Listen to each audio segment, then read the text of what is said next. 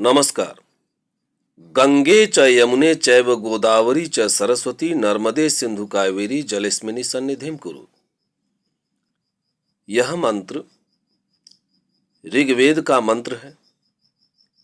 तो सारे इतिहास के प्रतियोगी छात्रों को या जनरल नॉलेज जो इतिहास से तैयार करते हैं, अब उनके दिमाग में ये अवश्य आना चाहिए कि आखिर यह मंत्र हमें अध्ययन में क्या उपयोग देता है, क्या फायदा देता है। तो आप देखिए, हमने कहा कि गंगे च यमुने च गोदावरी च सरस्वती, गंगे च यमुने च गोदावरी च सरस्वती नर्मदे सिंधु कावेरी जलेस्मिनी सन्निधिं कुरु। कोई भी आम विद्यार्थी अगर इस संस्कृत का अर्थ जानेगा या जानने का प्रयास करेगा तो उसको ये जो मैंने शब्द बोला गंगे च यमुने च, इसमें आप पाएंगे कि 7 नदियों के लिए प्रार्थना इस बात के लिए की गई है कि 7 नदियों के लिए प्रेयर किया गया है कि आप ये जो जल हमारे सामने है इसमें आप आइए और उस जल को पवित्र कीजिए।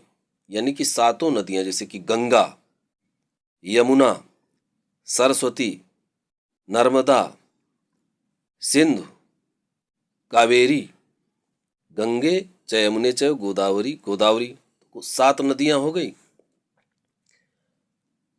तो यानी ऋग्वेद काल के विषय में ये 7 नदियां आने के कारण हम वहां तक पहुंच सकते हैं कि उस काल में यानी ऋग्वेद काल में 7 नदियां थीं। यह स्पष्ट हो गया। तो इसका यह मतलब हुआ कि अगर हम ऋग्वेद उठा के पढ़ लें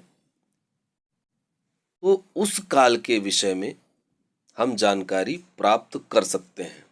किन किन विषयों पे? पॉलिटिकल यानी राजनैतिक, सामाजिक, आर्थिक, धार्मिक। तो आइए भारत के प्राचीन इतिहास को जानने के स्रोत के रूप में हम साहित्यिक साक्ष्य के अंतर्गत, धार्मिक साक्ष्य के अंतर्गत ब्राह्मण साहित्य में से वेद को जानने की कोशिश करते हैं और उससे संबंधित प्रश्न जानने की कोशिश करते हैं। तो वेद क्या है? इसके लिए हमको यह वेद जिस शब्द से लिया गया था उसको हमें जानना होगा। तो वेद विद धातु से लिया गया था जिसका अर्थ होता है जानना। वेद के कोई रचयिता नहीं थे। वेदों को संकलित किया गया था और उनका वर्गीकरण किया गया था। वेदों को संकलित किया था और वर्गीकरण उनका किया था महर्षि कृष्ण द्वैपायन ने। चूंकि उन्होंने संकलित और वर्णित दोनों किया था, इसलिए हम उनको इतिहास में वेद व्यास के नाम से भी जानते हैं। आइए अब हम वेद के बारे में जानते हैं। वेद को कई नामों से पुकारा जाता है। जैसे कि अभी पहले ही हमने आपको बताया कि विद धातु से लिया गया है तो जानना अर्थ हो गया। तो वेद क्या है? वेद ज्ञान है, ज्ञान भी हो गया।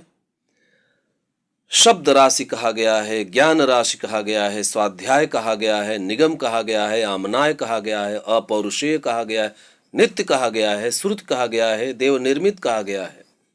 वेद को छंदस कहा गया है, सर्व ज्ञानमय कहा गया है। सर्व ज्ञानमय यह शब्द वेदों के लिए मनु ने प्रयोग किया था। उनका मानना था कि वेद सभी ज्ञानों का आधार है, इसलिए उन्होंने वेद के लिए सर्व ज्ञानमय शब्द का प्रयोग किया था। छंदस शब्द का प्रयोग पाणिनि ने किया था। और स्वाध्याय, स्वाध्याय शब्द आपको दो जगह मिलेगा, एक शतपथ ब्राह्मण में और एक तैत्तरीय उपनिषद में। और हम आपको ये बताते हैं कि वेदों में अथर्ववेद बाद में आया, पहले त्रैवेद, ऋग्वेद, सामवेद, यजुर्वेद, इनको त्रैवेद कहा गया। पंचम वेद के रूप में इतिहास एवं पुराण आता है, इनको पंचम वेद कहा गया। अब हमारे मन में ये जिज्ञासा उत्पन्न होती है कि ये जो वेद है ये किस भाषा में है? वेद संस्कृत भाषा में है, जो पद्य में लिखा गया है, मंत्रों में। लेकिन अपवाद स्वरूप यजुर्वेद अंशतः पद्य एवं गद्य दोनों में है। अथर्ववेद का 1/6 भाग, पूरे अथर्ववेद का 1/6 हिस्सा गद्य में लिखा गया है। तो वेद, जो चारों वेद हैं, ये प्राचीन भारत के इतिहास के जानने के बड़े अच्छे स्रोत हैं। इससे हम उस समय के ऋग्वेद काल के, उत्तर वैदिक काल के सामाजिक, आर्थिक, धार्मिक, राजनीतिक स्थिति का अवलोकन कर पाते हैं। और एक ऋग्वेद में बहुत प्रसिद्ध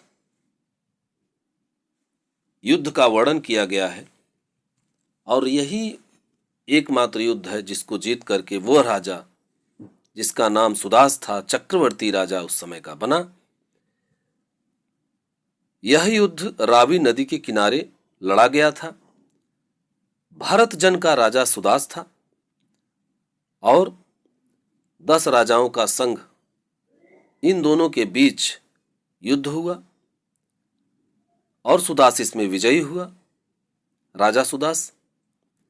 और जैसा कि मैंने बताया, यह युद्ध रावी नदी के किनारे लड़ा गया था और भरत जन का राजा सुदास जो था, उसके पुरोहित वशिष्ठ थे, और 10 राजाओं का जो संघ था उसके पुरोहित विश्वामित्र थे।